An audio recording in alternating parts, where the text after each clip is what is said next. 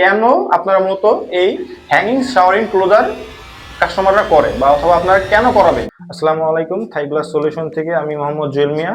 আজকে আমরা আপনাদের একটি সাজেশন দিতে চাই কেন আপনারা মূলত এই হ্যাঙ্গিং শাওয়ারিং ক্লোজার কাস্টমাররা করে বা অথবা আপনারা কেন করাবেন, সেই জন্য আমরা একটি সাজেশনমূলক একটা ভিডিও বলে দিচ্ছি আমরা। তো অনেকে হয় কি আপনার বাথরুমে পুরোটা থাকে যে একটা শাওয়ারের জায়গা আলাদা থাকবে, একটা কমোডের জায়গা আলাদা থাকবে। অনেকে আমরা অনেক এই হ্যাঙ্গিং ডোর গুলো না করলে কি হয়, না করলে দেখা যাচ্ছে আমরা এখানে শাওয়ার করার সময় অনেক সময় যখন আমরা শাওয়ার নেই তখন আমরা দেখছি পুরো বাথরুমটাই ভিজে যায়। তো পুরো বাথরুমটা ভিজে গেলে জিনিসটা দেখেছে অনেক একটা বিরক্তকর একটা জিনিস লাগে।